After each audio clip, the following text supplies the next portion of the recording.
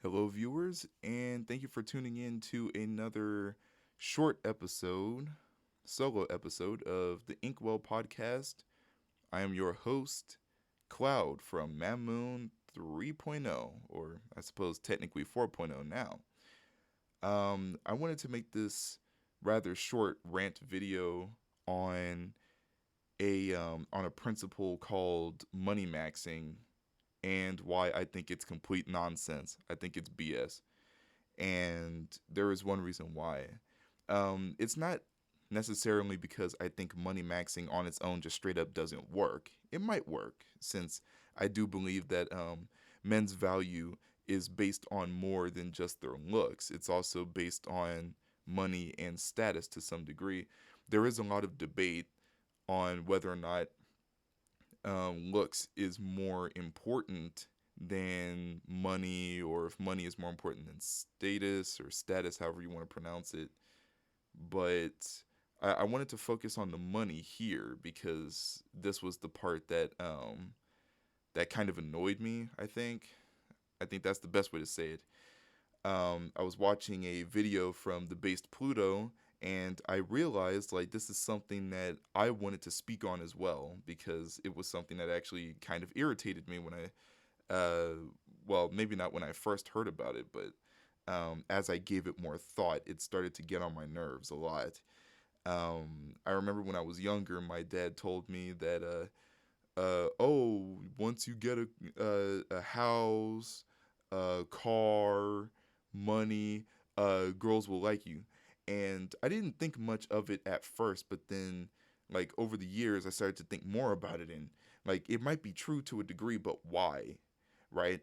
And I think women, they do look for provisions from their partners because, the whole they have the reproductive burden type of thing. There is a biological reason behind it, but maybe it's because I'm jaded. But if a girl asks for that kind of thing, no matter the context, I just call her a gold digger. That's just me right there. I don't like that type of um I don't know, preference, I guess you could say. It's a common preference to for women to want money from their partners.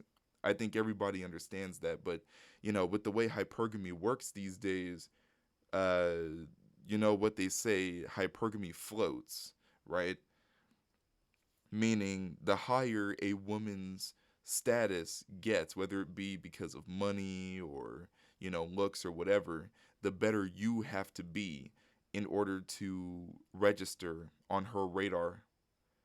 And I think that's where the irritation comes in, because I watch a lot of red pill channels as well as black pill ones. So I watch, Better Bachelor, Fresh and Fit. I get their perspectives as well. And I see all of these stories about these high level, multi-millionaire type dudes getting divorced. And I'm hearing all these women talking about they want guys that make six figures. Some of them even say seven figures. And it's like, where do we fit in? Where does the average guy fit in?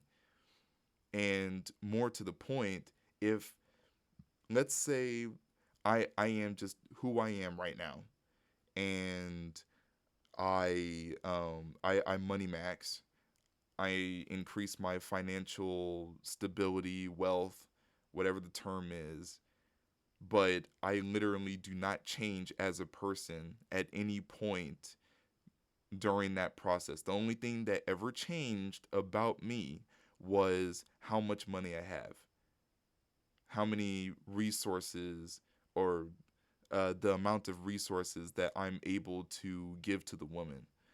Those are the only things that changed.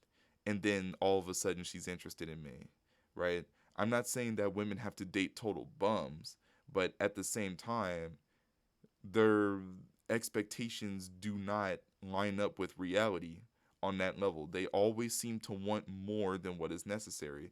They always seem to equate having a ton of money with financial responsibility.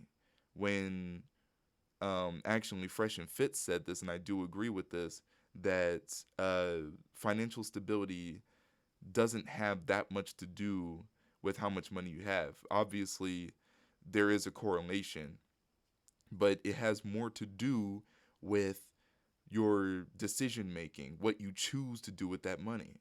Because somebody, a man, he might just be comfortable at 35,000 or 40,000 a year. That might be more than enough money for the area that he lives in. But the thing is that he lives below his means. He doesn't buy expensive Mercedes Benz vehicles. He doesn't, buy the next generation smart fridge or whatever. But he invests into Bitcoin or, just stocks in general. Or he's just careful with the way he uses his money. Maybe he just saves it or something. But that guy, he's invisible to a lot of these women. And if you want to know what I'm talking about, watch Fresh and Fit. Watch them.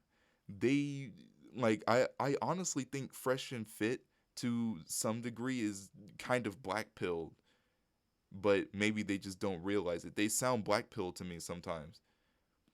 But yeah, that's kind of my point. It's just why grind up all of this money, and you might be smart with your money. You just don't have a ton of it, but you're able to squeeze every last bit of value from each dollar you have in your bank account, but it doesn't make a difference.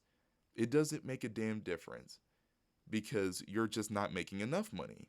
Obviously, you need to make more money so that you can break off some for her too. How is that fair at all? So the whole money maxing principle, I'm not saying it's BS in the sense that it doesn't work. Maybe it does work, but if you were never getting women, whether it be, the snuggles or full on long term relationships for free, like Chads do, then you're going to have to pay for that at some point, right? You're going to have to pay for it. Those women who ignored you during your schooling years, maybe even during college and at work, that sort of thing, now all of a sudden they're interested in you just because you have stuff, you have provisions. What does that say about them? What does that say about their mating strategy? And what does it say about the black pill mindset in terms of money maxing? That's my question. So if you guys have a response to that, please comment below or shoot me an email or something because I need answers. What I need to know is it even worth it? Is it worth it to grind up money just to be able to get women at all? As far as I can tell, no. Especially not in modern day with Tinder and all these dating apps. No, no. I genuinely do not believe that. Were it not for uh, algorithmic censorship from YouTube, I would have more colorful words to use here. But I can't take that chance, especially when my channel is only just now starting to put in the roots. But thank you for listening to my rant. This has been Cloud from the Inkwell podcast. Please leave your feedback below, and I'll catch you on the next episode.